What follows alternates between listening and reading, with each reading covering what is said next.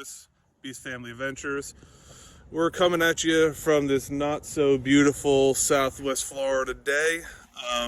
Just wanted to do another quick video for you guys. I know I've been seeing on a lot of forums and everything, a lot of people are asking about gearing, what gears they should do. Now, this is obviously the Rubicon, so it comes stock with 410s with the wider axles.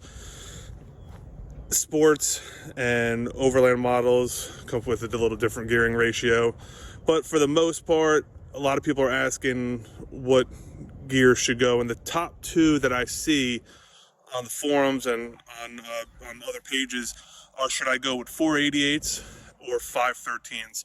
I'm going to talk a little bit about them both.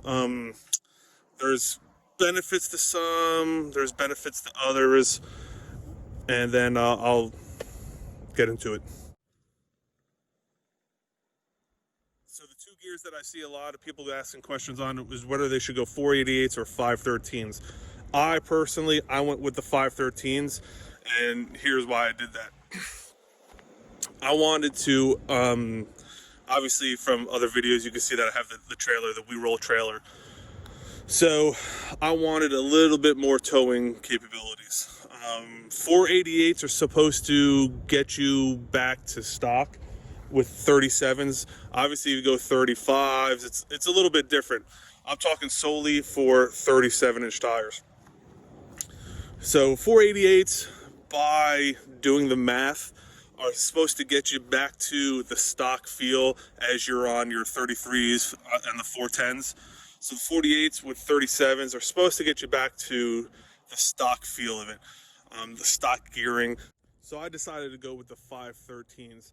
So far, I absolutely have no regrets whatsoever.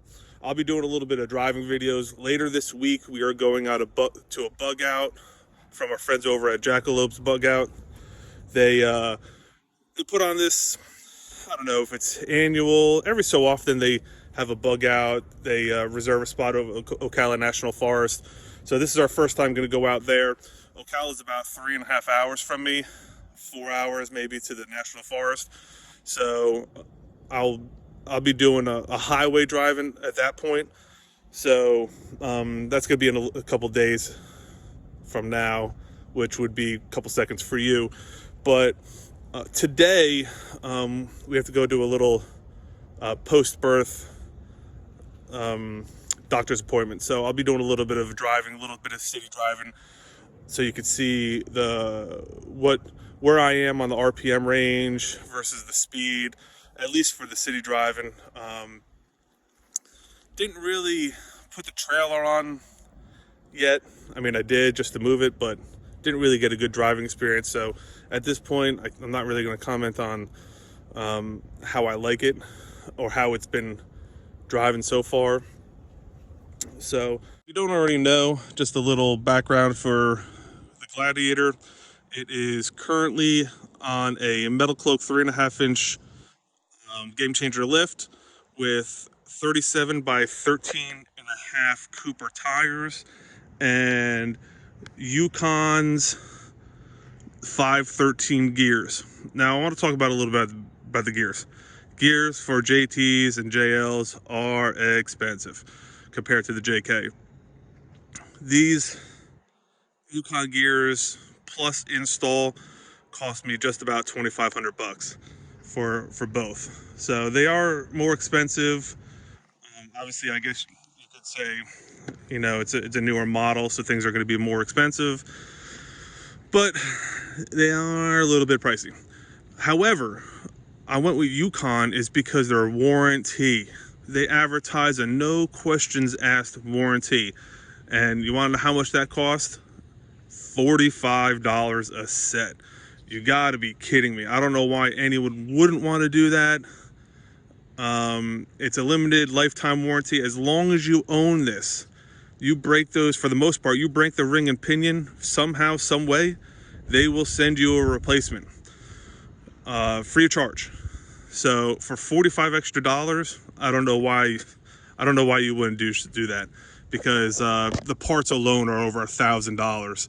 So for $45 extra, having a lifetime warranty,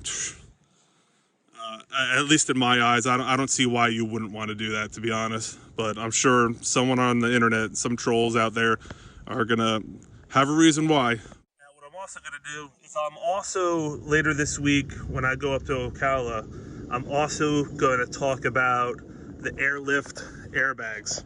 So you got my sticker proudly displayed on the rear window.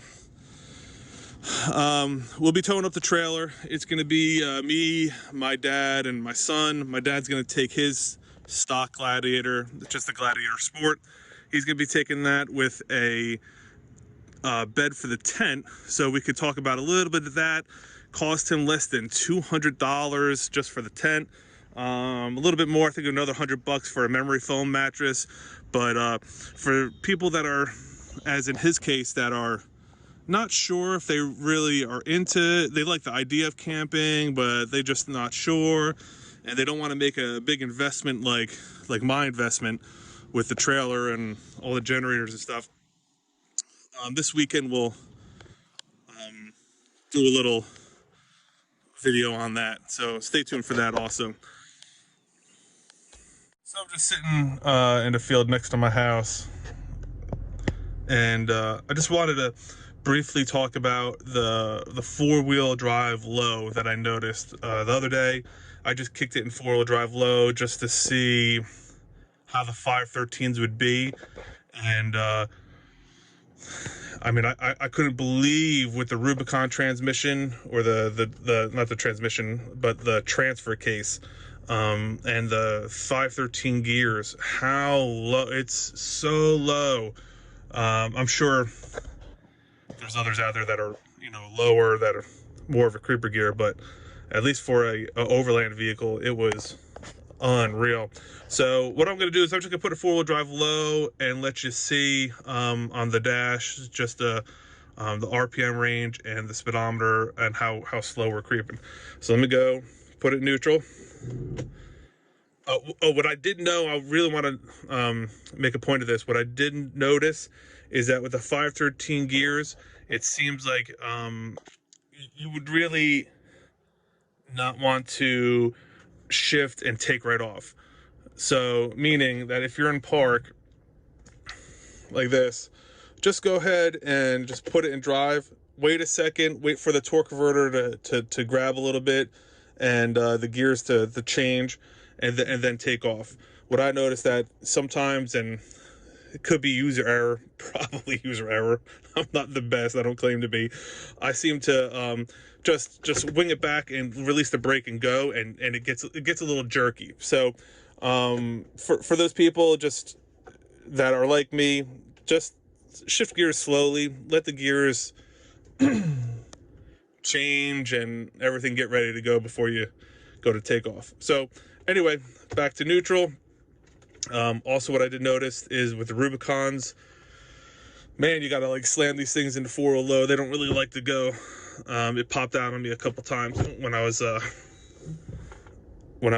Tavares. So just change the gears a little bit, make sure. Yep. All right, we're in four-wheel low. Cool. And as you can see, we are not moving. I am in drive, four-wheel low, and it automatically goes to second gear. It won't, for no matter what, if you drive a little bit and then stop again, it does not downshift the first gear.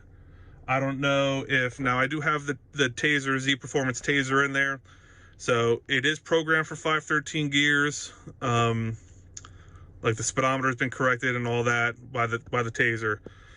So I don't know if it's that doing it, or it's just that the computer is recognizing that with the gears, it's just geared so low, it doesn't feel a need to go to first gear. So what you have to do, or at least in my situation, others might have a different situation, but at least mine, I have to go over to manual and then click it down to 1 to hit first gear. Now we're in first. See, manual 1. All right, let me go ahead and take off a little bit. So we're at 2,500 RPMs, and the speedometer barely moved. So let me go back to reverse. And just because we're in the field right here, I don't have a lot of room to go.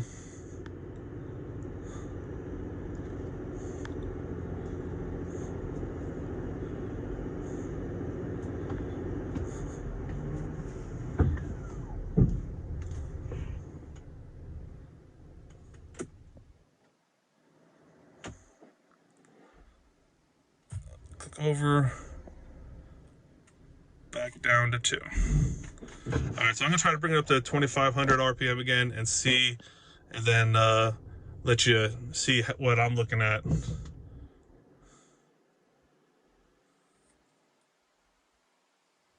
2,500. This is how slow we're going.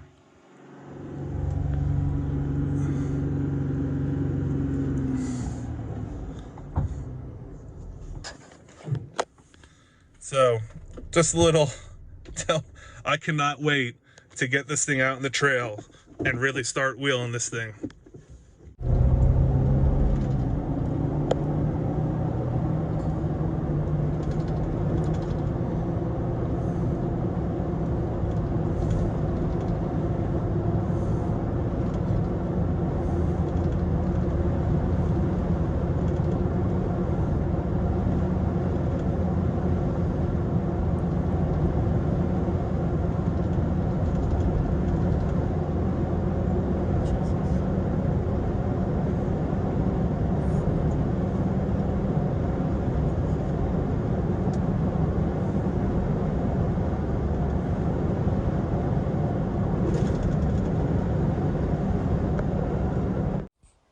We got the taser set for 0 to 60,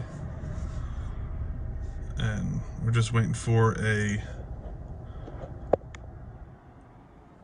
nice little opening to do it, and I think we might have one.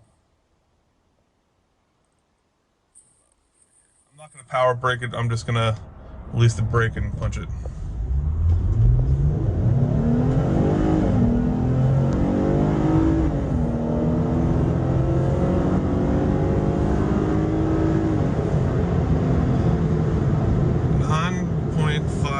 With no power brake.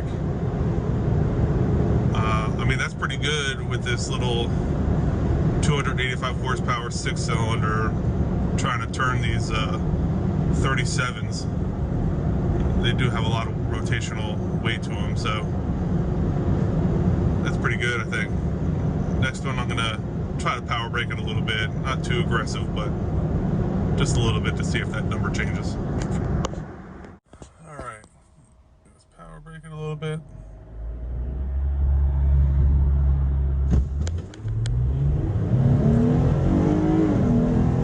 Alright, it spun a little bit off the line.